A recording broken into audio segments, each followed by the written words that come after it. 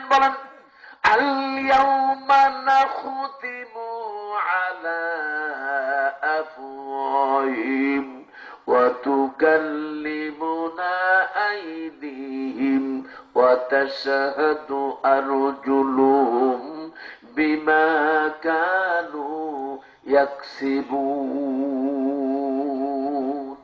আল্লাহ পাক বলেন, কিয়ামতের দিন তোমাদের মুখমণ্ডল গুলো বন্ধ করা হবে। যে সুপা দিয়া এই দেশের মানুষের সামনে প্রকাশ করেছে, টেলিভিশন, রেডিও, বিভিন্ন নেটের মাধ্যমে মানুষের সামনে প্রচার করেছে, আমরা জনগণের খেদমতে, জনগণের কল্যাণে, দেশের স্বার্থে আমরা কাজ করতেছি। অথচ এখন তালাশ করে দেখা যাচ্ছে দেশের 12 বাজায়া 13 ঝুলাইয়া দিয়েছে। বললাম কথা ঠিক না ভুল? রিজার্ভ ফান্ড শেষ, দেশের যেখানে লাগবে 10 টাকা সেখানে লাগছে 1000 টাকা। 10 টাকা দিয়ে কাম করছে, 999 টাকাই খাই ফেলাই দিছে। অবশ্য এদেশের যিনি স্বাধীন করেছিলেন, যাকে বলা হয় মরহুম শেখ মুজিবুর রহমান, উনি বড় দুঃখ করেই বলেছিলেন, এখন তার কথাগুলো প্রমাণ হয়। 2টা লোকের কথা প্রমাণ হয়। ইহুদি মেরেছিল, বলুন তো তার নাম কি? হিটলার। নাম কি? হিটলার। 20,000 না 20 লক্ষ 20 লক্ষ ইহুদি সে হত্যা করলো। আর কিছু ইহুদি থেকে গেল, বলছে এটাও শেষ করে গেলে তোমরা শান্তি পেতে, কিন্তু তোমরা বলছো হিটলার অন্যায় করছে। রেখে গেলাম, ভবিষ্যতে হিটলারের কথা তোমাদের মনে করতে হবে। এই কোন জাতি? প্রমাণ হয়েছে না? হয়েছে কিনা? হিটলারের কথা মনে করতে হয়। আর আমাদের মরহুম শেখ মুজিবুর রহমান সাহেব বলেছিলেন, নানান দেশ যুদ্ধ করে পাই স্বর্ণের খনি, রূপার খনি, অমুক খনি, তমুক খনি, আমি পাইলাম চোরের খনি। এরপর তিনি বলেছিলেন, এই দেশের গরিব দুঃখীদের মাঝে আমি একটু খাবার তুলে দেওয়ার জন্য বিদেশ থেকে টাকা ঋণ করে, হাওলাত করে চাইতে নিয়ে আসি, আর এই দেশের চাটুকারেরা সব চাইতে চুটে খাই ফেলে দেয়। কি কথা বললাম? সব চাইতে চুটে খেয়ে ফেলে দিয়েছে। এই চাটুকারদের যতদিন থাকবে এই দেশের উন্নতি হবে না। তিনি দুঃখ করে একথা বলেছিলেন। যখন এর ব্যবস্থা তিনি গ্রহণ করলেন, তারপরে ওরাই ওনাকে দুনিয়া থেকে সরিয়ে দিয়েছে। কথা ঠিক কিনা বাইরে? এখন আবার বহুত দিন পরে দেখলাম আসলে এমন সারতে জানে, সাইটে ছুটে একেবারে দেশের মাটি পর্যন্ত খেয়ে ফেলার উপক্রম হয়েছিল। আর 5 বছর যদি থাকতো, এই বাংলাদেশের মাটি অর্ধেক ভারত নিয়ে নিত। ইতিহাস জানেন না? প্রত্যেক বর্ডার থেকে 10 কিলোমিটার, বর্ডার এরিয়া থেকে 10 কিলোমিটার জায়গা, এই জায়গাটাই বাংলাদেশের কোন মানুষ বাস করতে পারবে না। ওই জায়গাটা হবে বিডিআর এরিয়া। এই বিডিআর এরিয়া নামক দিয়ে দেবে, দিয়ে দিলে কি হবে? এই জায়গাটা টোটাল ভারতেরই চলে যাবে। ভাইরা মা, দুঃখ এখন সব বের হচ্ছে। কথা ঠিক কিনা? তো ভাইরা মা, আমি বলতে চাই, ওনারা কি মরবেন না? যখন মরবেন না, আপনারা এইভাবে ঠকিয়েছেন। এই দেখেন আল্লাহ বলছেন, কি বলছে আল্লাহ?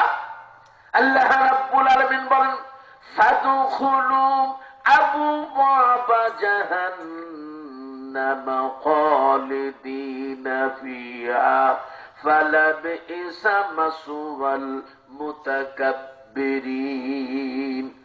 সুতরাং তোমরা জাহান্নামের দরজা দিয়া ভেতরে প্রবেশ করো, আর তাই হচ্ছে তোমাদের স্থায়ী স্থান, চিরস্থায়ী। ওই জায়গাটা কি হবে? চিরস্থায়ী। শুধু তাই না, আল্লাহ পাক আরো বলছেন, অবশ্যই অহংকারীদের আবাস অতি নিকৃষ্ট হয়। যারা অহংকার তাকুব্বার, আরে এমন অহংকার তিনি করেছেন, আমার বাড়ির চাকর যিনি, তিনিও 400 কোটি টাকার মালিক, সাধারণ গাড়িতে চড়ে না, উনি চলাফেরা করেন হেলিকপ্টারে।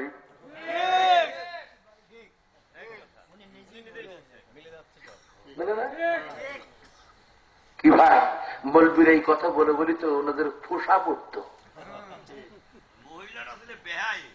সব পরে দেখছেন ভাইরে মা, কথাই মিলে যায়।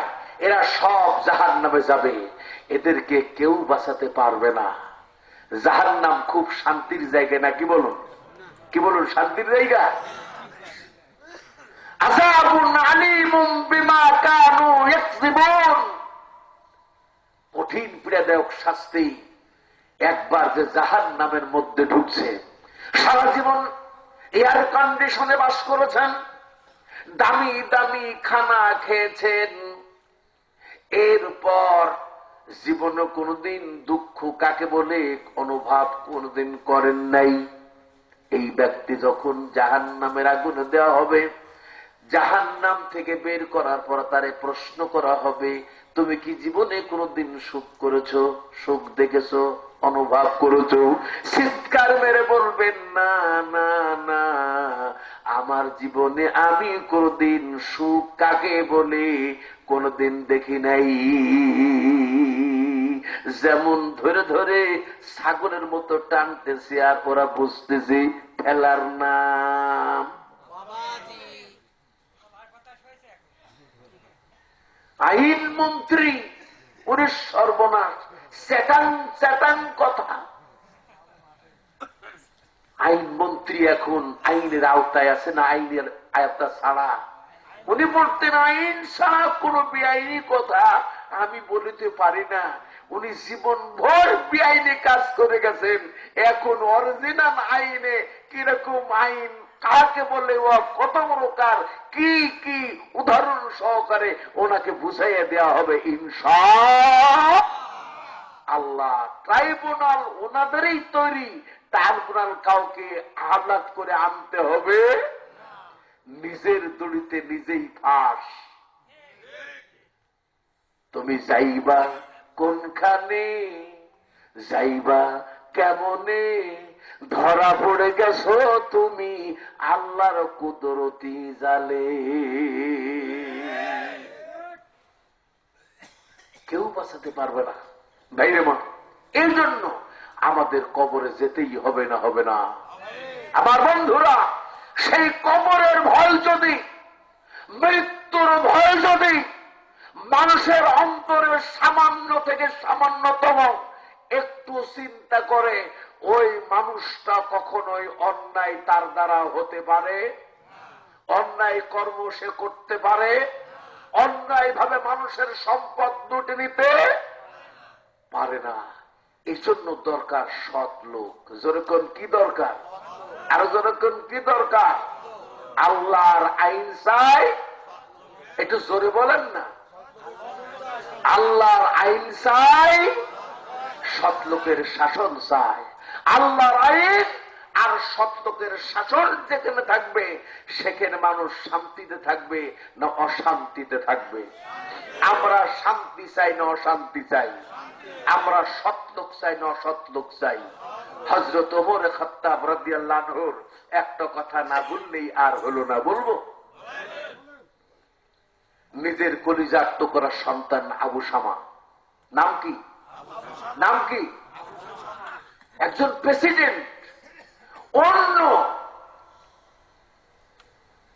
জায়গাতে গিয়ে একটা অন্যায় করেই ফেলেছে, তাও ভুলবশত। সেখানে মীমাংসা করতে পারতেন কিনা? ভাইরা আমার, আবু শামা গেছে এক জায়গায় যুদ্ধ করতে, অথবা সফরে, অথবা বাণিজ্য করতে, যে কোনো একটা এলাকায় তিনি ঘুরতে গেছেন। এমন সময় প্রচন্ড পানির পিপাসা, পিপাসার সময় তাবুর অন্য তাবুকে যে বলছে, আমাকে একটু পানি দাও, প্রচন্ড পানির পিপাসা হয়েছে। তখন তাবুর বলা হলো, ওই তাঁবুর ভেতরে ঘোড়ার মধ্যে ভাড়ের মধ্যে পানি আছে, আপনি দয়া করে খান। কারণ সেই সময় আরবের একটা নিয়ম ছিল কি জানেন? নিয়মটা হচ্ছে আপনার পানির ভেতরে খেজুর দেওয়া। পানির ভেতরে কি দেওয়া? খেজুর। এই খেজুর পানিতে দিলে আমরা যেমন স্যালাইন খাই, স্যালাইন খেলে শরীর শক্তি তাগত একটু বৃদ্ধি পায়, ওই পানিটা খেজুর ভেজানো পানি খেলে শরীরের শক্তি এবং পিপাসা দুইটাই নিবারণ হয়। সুবহানাল্লাহ। এখন এই খেজুর পানির মধ্যে যদি ৬-৭ দিন রাখা হয়, তাহলে এই পানি আর পানি থাকে না, পানি হয়ে যায় মাদক দ্রব্য। কথা বলতে পেরেছেন? এখন ওই ভাড়ের ভিতরে তাঁবুর মধ্যে ৬-৭-৮ দিনের খেজুর ভিজানো আছে, এইটা কেউ লক্ষ্য করেনি, খেয়ালও করেনি। আবু শামা পানি পাওয়ার সাথে সাথে যেমন পিপাসা ঢক ঢক করে বাইরে দিয়েছে, যতদূর খাওয়া দরকার খাওয়ার পরে এখন আল্লাহর বান্দা তাঁবু থেকে যখন বের হচ্ছে তখন ঢোলাঢুলি শুরু করেছে। ঢোলাঢুলি করলে জনগণ দেখবে না? দেখবে না? দেখে ফেলেছে। হঠাৎ করে খবর হয়ে গেল, সঙ্গে সঙ্গে খবর হয়ে গেল আবু শামা তাল হয়ে গেছে, সে মদ খেয়েছে। আসলে তিনি এই পানি খেয়েছিলেন। আমার ভাইরা, সঙ্গে সঙ্গে তৎসময়ের গভর্নর চিন্তা ভাবনা করে দেখলেন, যদি এই বিচারটা আমি প্রকাশ্যে করি, আমিরুল মুমিনিনের কান পর্যন্ত পৌঁছায়া যাবে। বলা যায় না